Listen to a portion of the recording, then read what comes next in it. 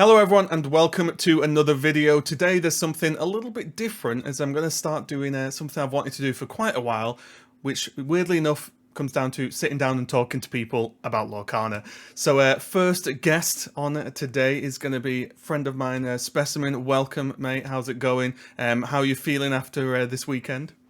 Yeah, it's going good, thanks. Lovely to be here. Really enjoying Lorcana set 3. We're about halfway through the set now. Meta's starting to settle. Pretty settled at this point, but there's still lots of debate of what the best decks are in the game, and I think that's just incredibly exciting, and in a few weeks we're probably going to be starting, maybe even this week, we're going to be starting with the set 4 hype a little bit more, right?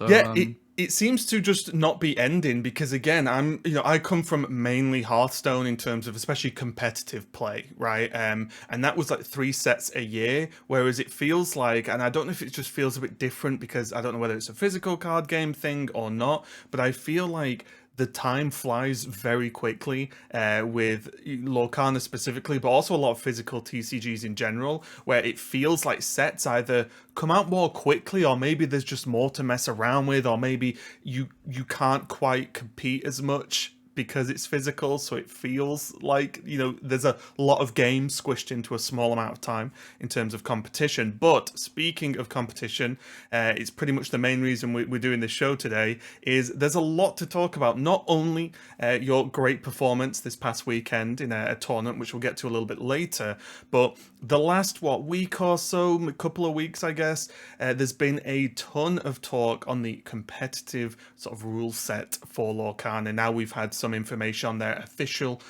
organized play, and one of the biggest things is the actual broad tournament format is not going to be best of 3. It's actually going to be something I will not call best of 2 because it's the worst name for a format that people have clung on to ever, but it's a 2-game format, which means you play 2 games versus your opponent.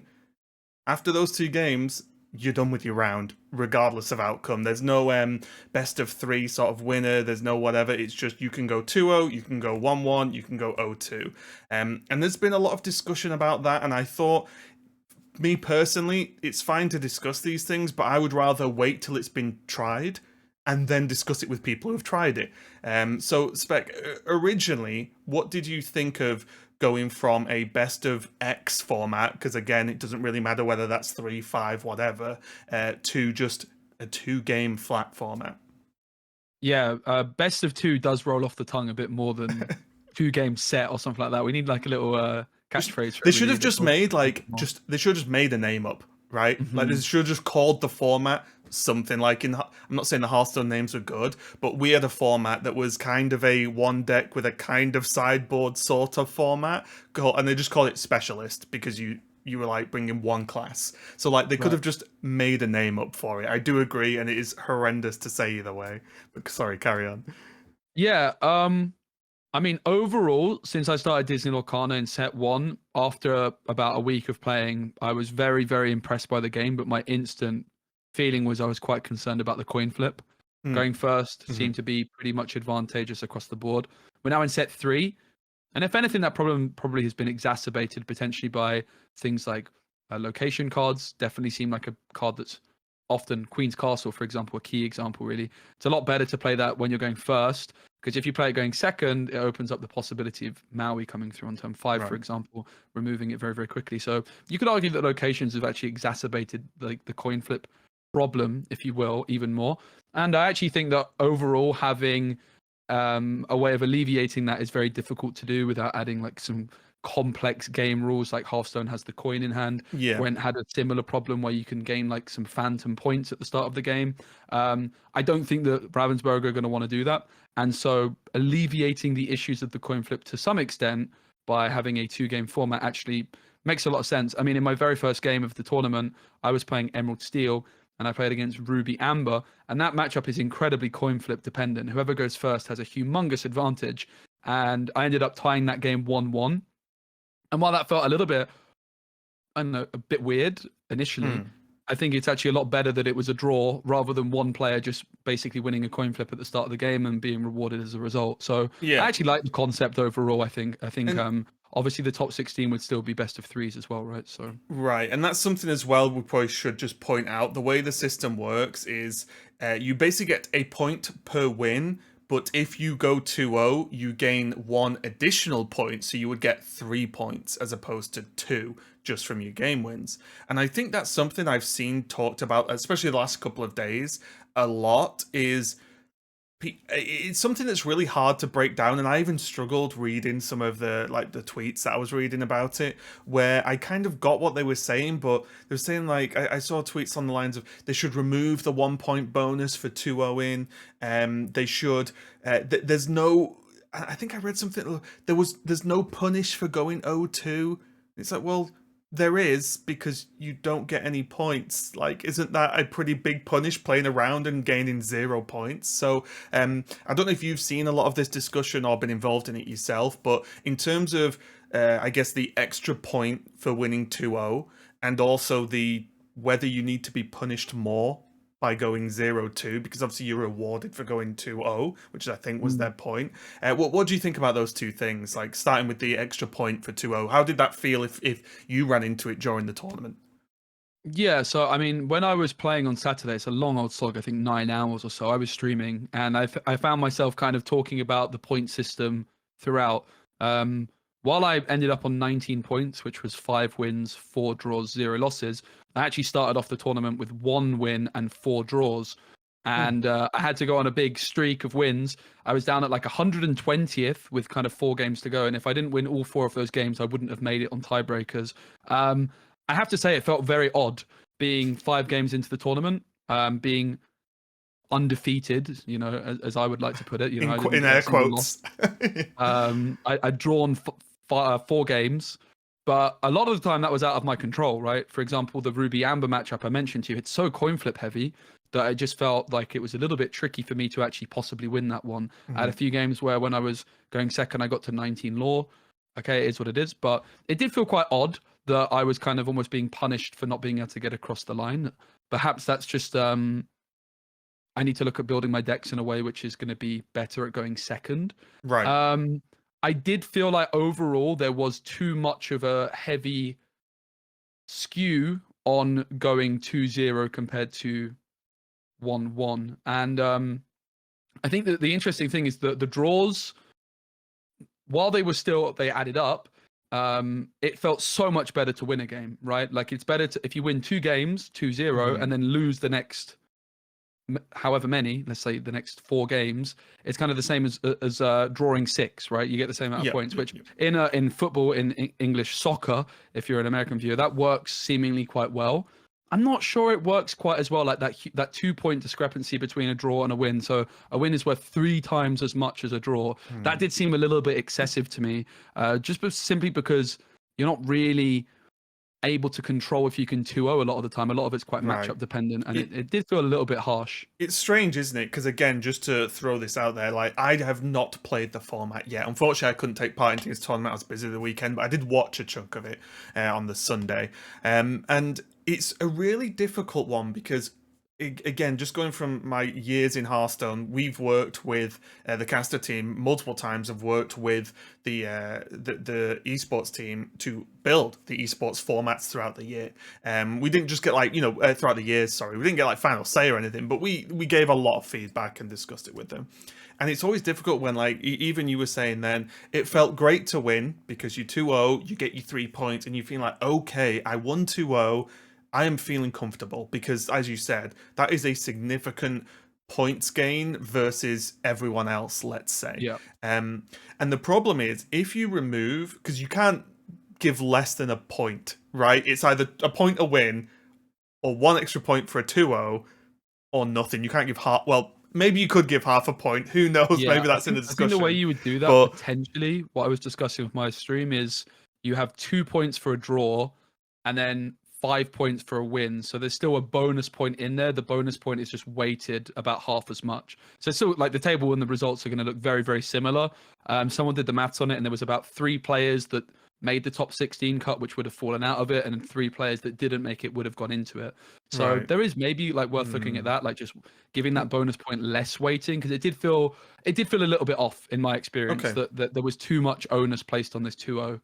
And do you think the sort of strange feeling of it is that the benefit of being actually able to come back into the tournament is a bonus? Because we know, right? We've been involved for a while. Where if you play Swiss and it's say 8+ rounds, if you go let's say 0-2 at the start, you're done. You're not Yeah. making it. You're just not. Whereas this format, and it is something I do appreciate. I understand what Ravensburg's trying to do, where this format gets people to play more Lorcana. If you go and play at one of these big events, you lose 2 matches, you go, well, I've just flown here to go 0-2 and now I'm done. Whereas this format, at least at surface level, allows you to say, well, I can go 0-2 or maybe, 1-1 in the first match, 0-2 the next match, whatever.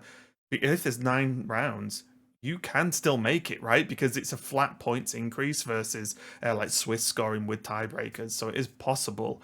And like you said, you didn't start off in the best way or the worst, obviously, but you had a strong finish, which allowed you to make that top cut. Like, do you think, at least from this, whole sample size of one tournament that you've played in, do you think that overall benefit to the player base of a tournament outweighs these kind of, I can only say, weird feelings that I'm seeing people have on Mhm. Twitter and obviously as you mentioned as well? Yeah, it's an interesting question. I think like overall my reflection on the two set matches is pretty positive, Mm. but I do think that maybe just the point scoring system could be given a little bit of a rethink. Some people have suggested, right, like if you just go 2-0, it should just be 2 points, and if you go 1-1, it should just be 1 point. So But it's then just the a flat problem is point per it's going to win. be too flat, right? It's going to be so many people on the same amount of points at the end of the series, at the end of the tournament. Yeah. That's also not going to feel great. So I do think that having some incentive to go 2-0 is nice. It just felt far too like weighted. It's not like Lorcana is a game where, because there is a coin flip, right? It's not actually particularly easy to go 2-0. A lot of it's matchup dependent and all that Mhm. kind of stuff. So yeah, I think like I definitely, it was nice that while early on in the tournament it felt bad that I was like really far down, and it felt really bad, if I'm honest. Like, it Right. did not feel good. I felt like I'd kind of done everything I could. And I think the other thing to note is the draw is going to be the most common result, I would imagine, right? Like, the person that goes first in game one is most likely going to win, and then the person going first in game two is most likely going to Yeah. win. So most of the games are going to be draws rather than wins or losses. And therefore, this is going to be quite a common feeling for players. So I do think that, in a sense, the draw needs to be slightly more heavily weighted compared with the win. Like, basically, the wins feel rewarding. The losses don't maybe feel punishing enough, and therefore the draws don't feel as good as they could. So I think if Right. the draws are kind of given a bit more weighting compared to a loss, I think like they're very, very close to something. I think it's a pretty nice system, but I do think the point Mhm. system is probably going to get reworked and relooked at some point. Well, I could be wrong. They might just want to leave it as is, but my definite impression from the weekend was it was way too rewarding to win 2-0. The other okay. thing, Raven, to mention as Mhm. well, which is an interesting thing, because I kind of came from behind, if you will. Um, I finished the tournament on 19 points. So in my last game of Swiss, it was 9 rounds of Swiss. I was on 16 points, and because I got the 2-0 victory in that game, I leapfrogged everyone that started on 17 points and And drew. got 80. Right? Yeah, yeah, yeah, yeah, yeah. Which, is that fair? I had an easier matchup in the last game, but then I completely leapfrogged all of those people. I'm not so sure that that is fair. So that's It's like kind tri- of the other concern about it. it's really tricky though, isn't it? Because like, yeah, you could say yes, you leapfrog them, but you also 2-0'd in a hard format to 2-0 in. Yeah. So it's Yeah. that thing, isn't it, where it's like it sucks when you're not the person 2-0 in, but it's so difficult to just 2-0 someone in Lorcana. It is so hard. It's interesting how it's going to work out. And I think going off what you said, it's a good thing if a point, like a number change, is all that's required, Hmm. right? Because if they Yeah. just say, oh, instead of one and 1 point per win and a bonus point, it's then actually 2 per win and 4 points for the 2-0, or like, or 5 points for a 2-0. And if it's just changing numbers, well, that's great, because that Yep. you just scribble one number out, change it, format fixed, right? So hopefully, if it does need tweaking, that's the tweaks. I think if they start literally changing the format, I think that's when things get a little bit Hmm. awkward for the player base. And just going a little bit further in, and I'm thinking of this from a tournament organizer mindset, is How did the round lengths feel? Mm. Because I was sort of half watching your stream when you were streaming on day one, and there seemed to be a good chunk of downtime. Oh, And there's so much. was that? I don't know if you can say this or not, or if you even know, but was that because there was like admin player problems? Because we know people are stupid overall, Yep. right? Like, there's so many annoying admin problems that can hop up in a tournament. But was that a general rounds are still rocking towards, say, 50 minutes, or were there problems that had to be fixed which delayed things a bit longer? Because on paper, a 2 game format, yes, it wouldn't be crazy faster because a lot of games could be over in 2-0, but on average, I feel like most tournaments I've played in best of 3 Lorcana go to time easily and then have 5 turns. So, like, was this faster in your experience, or did it still feel slow? It's a good question. I think like part of it is that it was the first tournament run with the 2-set format. Mm-hmm. So the organizers were kind of trying to work out the right system. I do believe the overall time of the rounds was reduced from 50 minutes to 40 or 45 at some Mm-hmm. point as well during the tournament. The website that was running the tournament, there was also some technical issues there, which Okay. held things up a little bit. Um, and also, probably important to mention, the deck I was playing is rather aggressive, so my games probably ended quicker than the average Sure. person. You So weren't on Ruby Amethyst or Sapphire. no, I think 50 minutes is the time set in person for the Lorcana challenges, and it's also important to remember that games which are happening in person should last significantly longer than online, because of course you're shuffling, you're having to find your opponent, get to the table, Yeah. and all that kind of stuff just takes more time naturally. So overall, I think there could definitely be some streamlining of that for the online tournaments, and I'm sure there will. Mhm. But it felt pretty okay, Is that all right? honestly.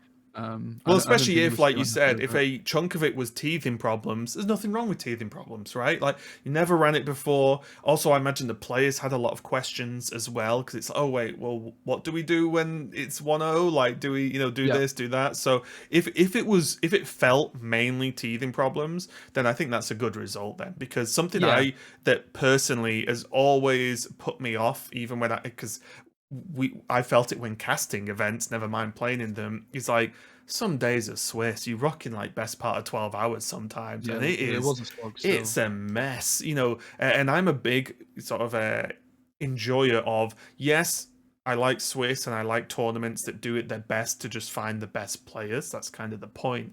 But also, I like tournaments to end at some point as well, because it is exhausting not only for the players but for all the staff involved, casters included, and so on. And it's a big ask, isn't it, to say, especially if they want maybe, you know, kids to rock up and play.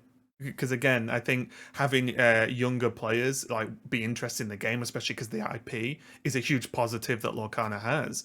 But like, say, oh hey kid, come play this. You'll be here for the next 10 hours, and if your games go long, you won't get a break, or you'll get like one break throughout the whole day, and it can be really tricky. So I do hope we get to a point where the format is it's noticeably fast. It doesn't have to be gone by in the blink of an eye of the day, but it can be, noticeably quicker than some of these like best of 3 rounds that have gone to time every single round. Yeah. Because that's what it's been like when I've played in locals and stuff like that.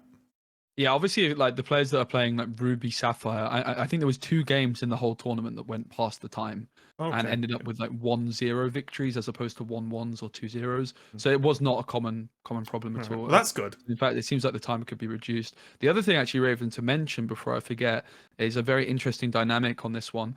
The tiebreakers, because players are going to end up on the same amount of points quite frequently, a tiebreakers is another thing that could be looked at in order to maybe make the draws feel more profitable. Like, I think at the moment, the top tiebreaker for players on even points is the amount of total wins that you had. Whereas if you were to change that to least amount of losses, for example, that could be perhaps more rewarding for the draws.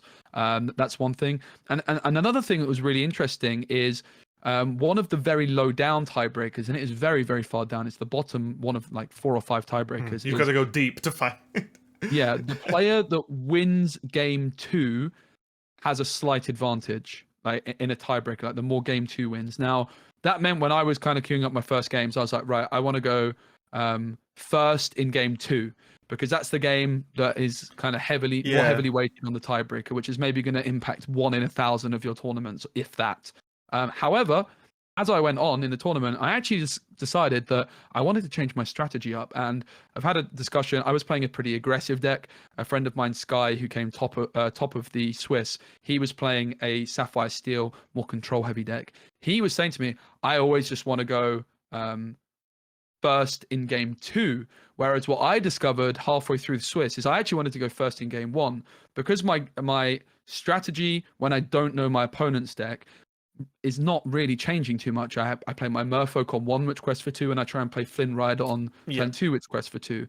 However, my strategy when I was going second was vastly different depending on the matchup. If I was playing against Ruby Amethyst, I was looking for Prince John on turn three. If I was playing against Ruby Amber, I was looking for Ursula Stormray John on turn three. Yeah. If I was playing against Amber Steel Songs, I needed that Ursula as early as possible to stop them singing A Whole New World. So that was a really interesting dynamic. And from the flip side, then, if you're the more control heavy player, it perhaps seems like you would rather be going second in your first in your second game. The opposite way to whatever I said. I want to go first in the first game as an aggressive player, but the control player potentially wants to go second in the first game. Yeah, it's also because you could also flip that the complete opposite way again, just to complicate things, where if you're a control player and you're running into a control player, you want to go first, right? Because you might not finish that second game, or it might, get to a weird state with time. So it's the whole like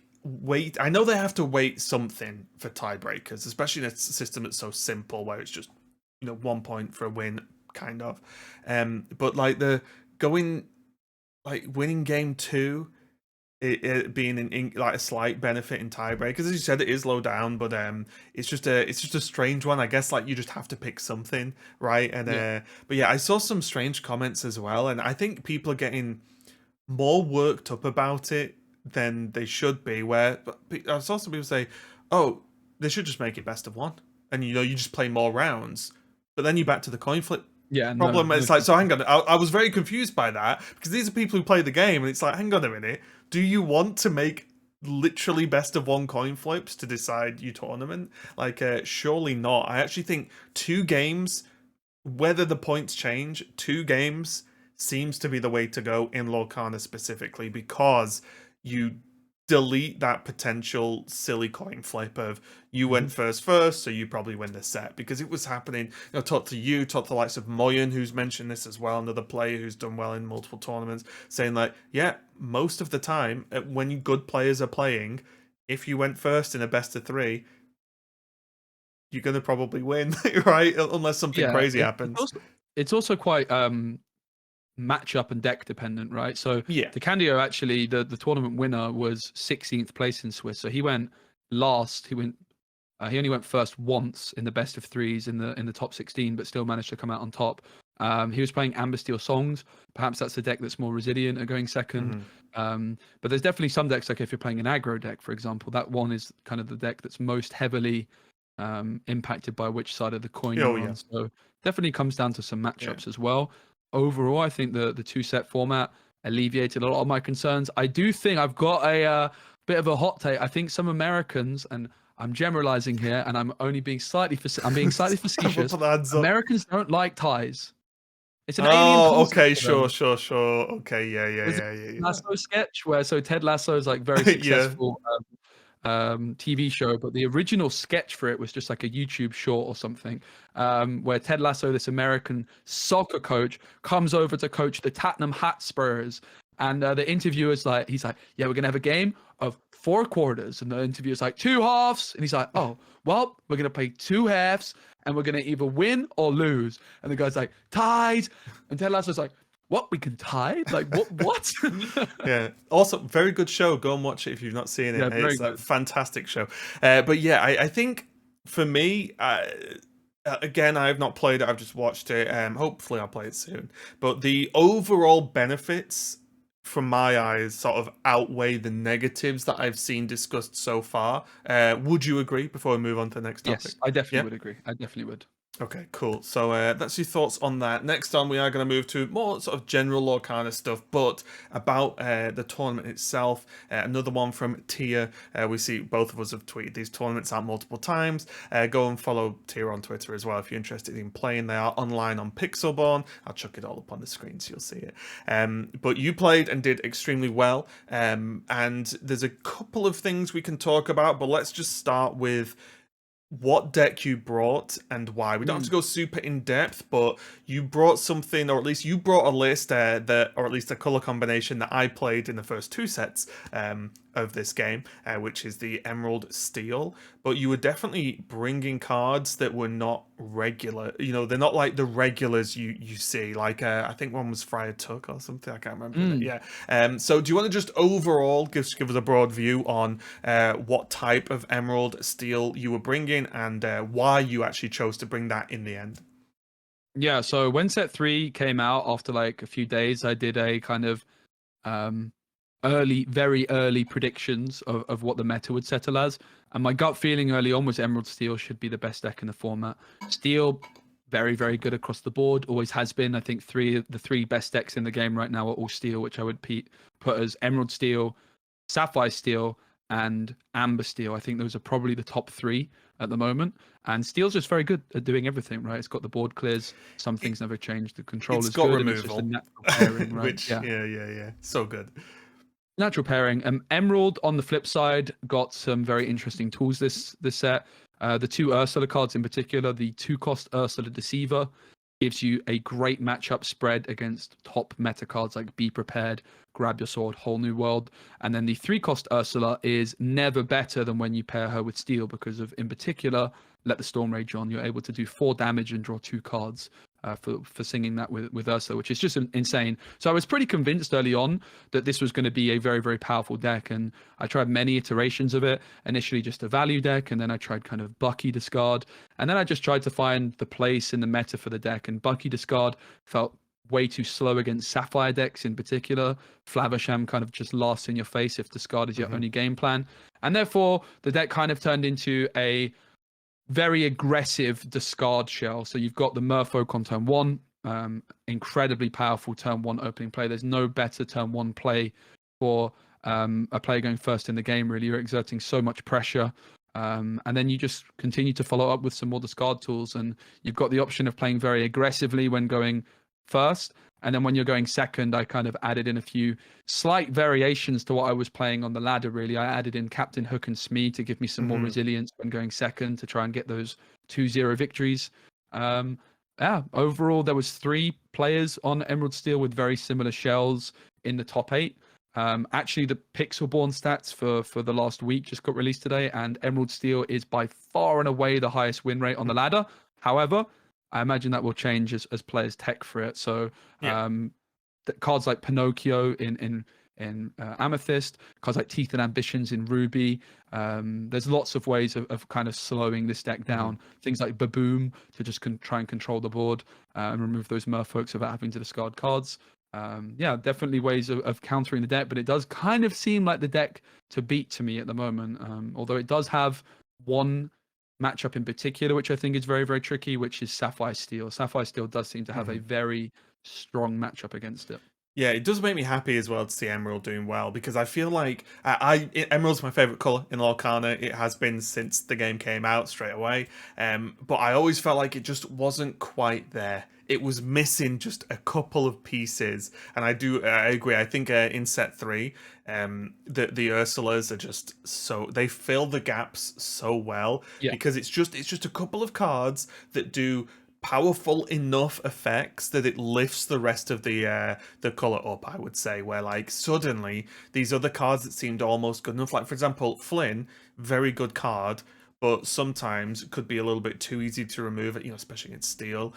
So you can get a quest or two off and then it's done, which is fine. But now you're back in, like I used to play Jasper, for example, the 2/4 that Reckless is an opponent, or sorry, can't quest. And that compared to an Ursula is so as a follow up to say Flynn is such a different power level, right? It's not Yeah. even close. So yeah, I'm right there with you. I'm glad Emerald's doing well. I've been playing Emerald Amethyst just because I thought I'd play Mhm. Amethyst this set because I Got miss not second having place card this draw. weekend.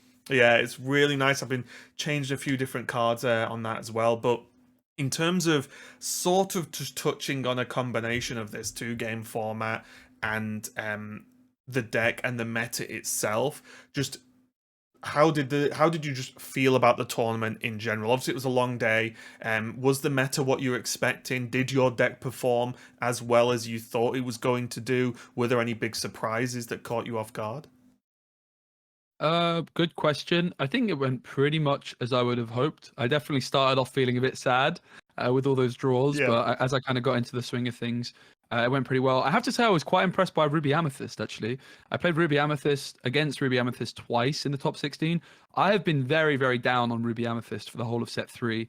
I've been saying it's not a serious deck. It's like the worst best deck, if that makes sense. It's still a good deck, but it's the worst of the bunch. Yeah. A lot of people, though, basically were building their Ruby Amethyst decks to win mirror matchups. We saw people using Maui's fish hooks a lot. Yeah. Yeah. We see like the big Maleficent dragons. However, now a lot of the decks I was queuing against in the top kind of side of the bracket, and certainly the top 16, were far more aggressive. And when I was going second against those, even with my Emerald Steel, which has quite a bit of control, it was incredibly difficult to deal with Minnie Mouse on turn 3 and Queen's Castle on turn 4. And we saw players cutting both of those cards in a lot of top tournament lists because they're bad in the mirror matchup, because of the fish hook and because of the Maui. However, you need to be able to beat everything else. So those Yeah. cards feel pretty essential to me at this point. So I was actually quite impressed by these Ruby Amethyst decks just being able to give me a very tricky matchup. Queen's Castle in particular is very difficult for Emerald Steel to deal with. So that was basically, it was my least favorite card. I was quite unhappy about that one. If it I comes won't get down, into that too much. if I spoke enough about Queen's Castle for about the next year, but yeah, if it's they definitely a hit four strong card if left first, unanswered. right? If they hit four first, they've got something on board, and then drop Queen's Castle on top. It's just like, okay, like, I guess they're just gaining lore for a while because it's Yes, it's really difficult. Yeah, answer pretty quickly or lose the game. yeah, 100%. And it isn't the easiest thing for Steel to deal with. What I will say is Captain Hook, Smee, these kinds of cards can help deal with it. It is definitely interesting in shaping up the meta. A lot of people are going to be going, what about Rise of the Titans? And I would ask you the question, imagine if I have Rise of the Titans in my hand the whole game. My opponent finally plays Queen's Castle after 7 turns. I finally get to play my Rise of the Titans, and then they play another Queen's Castle. Oh, we're back to square one. I think the biggest problem as well is what about all your opponents that don't run locations? Like, Yeah. yes, you can talk about ink or just having tech cards for sure, but the problem is, at least personally, in what I've seen, the only location that is scary is Queen's Castle. All the others, like, yes, there's the sapphire one that I always forget the Yeah. name of. I can't remember. Yeah, there's Mukduk Manor, but as That's an it, Emerald Mukduk. Steel player, you can kind of just ignore it because Sapphire's quite slow. You can Right. kind of ignore that. It's not giving them any It's card not draw. card draw The exactly, card whereas draw is the big part of it, man. yeah, That because a is lot of the time you just really sit obnoxious and it's part. like, yeah, it's fine because I win eventually, right? That's the most Amethyst decks is just I'll sit back and draw cards until my hand I cannot hold them all because they will just win. So yeah, I agree. I think like it's tempting. I'm sure you were tempted at times to think, well, what if I just put it in the list so I can just kill Yeah. a Queen's Castle? But the second you try it, it's like I'm still losing, right? If they play a Quack Castle and you happen to have it and kill it, well, you've still spent the ink on doing it, right? It's not like it's a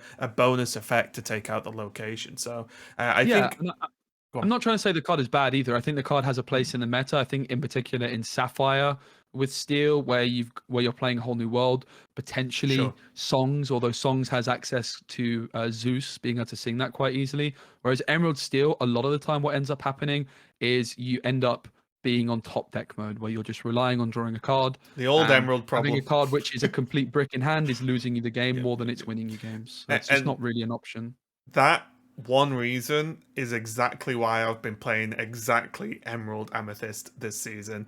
Because I just said I still like Emerald. I think it's really good, especially with the Ursulas. But I want to draw cards for just one Yeah. set of Lorcan. I want to have cards in hand because you hit what turn 5, maybe 6 a lot of the time, and then suddenly you're like, right, I've got to make something work here based on what's getting drawn off the top. So yeah, 100%. Really cool to see Emerald do well though, and who knows what we're going to get in set 4, because Yeah. although I've already kind of half committed to playing Ruby just because of that Mulan. I think that Mulan kind of having cleave seems so strong. You know, the shift one that they showed with the bow. Is cleave a Hearthstone phrase? I don't understand. Oh, sorry, yeah. So cleave in Hearthstone is like the thing you target, it hits the things next to it as well, but that isn't relevant in Lorcana because placement isn't a thing. But yeah, Mulan basically, if you shift her, she gets extra attack power, and then when you challenge, you deal that to 2 other cards as well, and it's just like, oh, you can just deal like 5 or 6, I think it is, to like 2 other cards. It's like, yeah, that seems like the card I want to play, and I like Mulan. It does look pretty good. I have to say, I think Ruby Emerald is not that bad this set. I think Prince John gives you that card draw, which often Emerald can struggle with. Prince John is the absolute truth. It is the money card right now for Emerald. The opening play when you're going first of Curse Merfolk on 1, don't quest if they have a 1-cost card themselves. Turn 2 Flynn, don't quest, hold off, and then on turn 3 you play Prince John and double quest, and your opponent's just looking at your Merfolk and Flynn. They want to trade them out, but they have to discard, and you draw a card. It's so powerful. Yeah, it's really good. I think Prince John quest for 2. Yeah, quest for 2. Yeah. So underrated. The problem I had was I played that in previous sets when everyone was playing Steel Song, so it was just swords. Yeah. Oh, okay. That's where the 2+ gives you coverage as well. Exactly. Now, right? Yeah, it's it's so good for the deck. I mean, I played today, and I was playing a little bit on Pixelborn, and I Ursula'd. What did I Ursula? Oh, I was playing. It was Amethyst something I was playing against, and I Ursula'd onto their friends, and it was just they just conceded. It's just game because it's just like I was like, yeah, I'll take it. They're like, right, because we were playing the the best of 3 ladder. So we're playing that. I was just like, yeah, that seems good. So yeah, Ursula, absolutely fantastic. Just moving on now to something a little bit more broad, and we have touched on it in the tournament meta overall. But in terms of just where the meta is, and also just deck building itself, because I'd be interested to hear what you think about where the game is right now. With 3 sets in, we are getting, I would say, kind of power creep, not even in a bad way, but just the game feels more powerful this set than it did in set 1. And I know that sounds like a very obvious thing, but you know, I feel like they are adding a lot of power to the game, and based off some of the cards we've seen leaked for set 4 that could continue.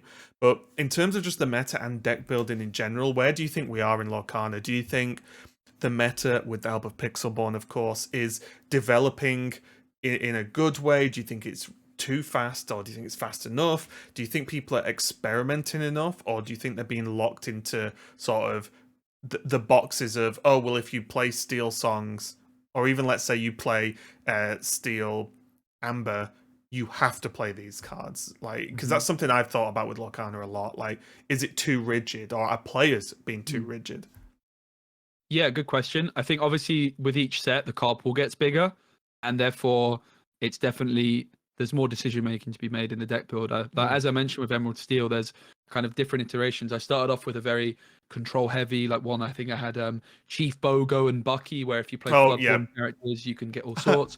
Then I played kind of a more one with like Rise of the Titans and Zeus to try and answer locations. And now I've kind of arrived at this more aggro discard hybrid. And while I think that is the optimal way probably of playing Emerald Steel, there's also mill decks, right, that you could play with Emerald Steel. There's Bucky discard, which also would be better against the more aggressive version of Emerald Steel. So honestly, I've been blown away by how the meta develops. We had like 2 or 3 weeks ago, Ruby Sapphire was the hot deck on the block. So then decks like Sapphire Steel have started putting Lucky Diamond in their deck. Right. And that's where we kind of saw that forced the Emerald Steel decks to go more aggressive, because they were just too slow with Bucky to beat the Sapphire deck. So the meta's been like really going back and forth. As I mentioned, I think now that it's turning into a little bit of an Emerald Steel meta, I would wager that we start to see cards like Pinocchio and Ruby Amethyst make a comeback, Queen's Castle and Mini, which is quite difficult for that deck to deal with. I'm pretty blown away overall by how well balanced the game is. and it's really interesting to see kind of the peaks and troughs of the meta developing. Like there's a different hot deck each week, and the meta develops as a result. And I think it's been really, really interesting to see. And are there any cards, either specific cards or name as many as you like, but because it's something I like to look through all the card lists, and I genuinely sometimes feel like I see cards that I've never seen before. Like some cards surprise me because I look through the collection, I'm like, wait, when did this card come out? Because it's just you get so ingrained in deck lists people are posting. Sometimes I think it's good to just sit and look at the collection of the game as opposed to pre-done deck lists. But are there any specific cards that you think still have time to shine, they're being underused, or they should be at least investigated more in terms of whether it's from Emerald or just any color at all? Any card from any set at this point? Yeah, really interesting question. I mean, to kind of give you like a bit of a story about what happened with the Emerald Steel deck is I was building it on stream, and I was very, very unhappy with playing the 4-cost Steel Jafar, which is a Floodborn character. It's got 3 strength, 4 willpower. If you remove something in a challenge, you draw a card. It only quests for 1. It just felt like a card I hated playing in my deck. I was having quite an aggressive line, but it's a Floodborn. It gave me discard of Bucky. And then I suddenly looked at Friar Tuck and I was like, guys, this dude quests for 2 and it can potentially discard without Bucky. There's a downside of Friar Tuck. If you have more cards in hand than your opponent, you are forced to discard 1 yourself. But I was like, guys, Friar Tuck might just be the truth, and maybe we just cut Bucky. And I had this one person in chat, like, full respect to them. Thanks for watching the stream and that. They got it wrong. They were like, dude, there's a reason why no top players play Friar Tuck. And I'm like, mate, no one's experimented. This card came out like 3 weeks ago. Relax. Right. Then fast forward, like at the weekend, all 3 Steel Emerald players have the Friar Tuck in there. So definitely experimenting is key. Yeah. Okay, I've got a card for you because I think I'm playing in a tournament in Poland this weekend, and after losing to Queen's Castle, I've had enough. I think I'm going to play ready. Gustav the Giant. Wait a minute. That is. I remember telling Kawa about that card when we were looking at. Let me just double check. The Giant. Let me double check the I tried it card. a little bit and I was quite unimpressed, but I've had enough of Queen's Castle. So it's a inkable 3-cost. I'll put the card up on the screen anyway. Gustav the Giant Steel card, 6/6. All tied up, this character enters play exerted and can't ready at the start of your turn. Break free. During your turn, whenever one of your other characters banishes another character in a challenge, you may ready this character. Honestly, I looked at that card and thought, because again, coming from Hearthstone, if something costs 3 and its stat line is 6/6, you look at that card. The card might be bad, but you definitely look at it. And this is a very interesting one, like, because how does your opponent really play around this? Because if they just stop questing, okay, like, is that just fine? No problem. Readying himself only if you banish one of their, like, do you have to challenge them, or if they challenge you, does he also ready? That's my question. Whenever one of your other characters banishes another in a challenge. Okay. So that's if they trade into you, that would work, right? Oh no, sorry, no. During your turn. Apologies. Okay. So you would have to do the challenge, unless it's not quite as good then. Yeah. But It'll be interesting. Like, cards like this are just not really being looked at, right? There's even just like some very subtle cards, like the card Improvise and Emerald, which is just this 1-cost action card, which reads give one of your cards 1 extra strength and draw a card.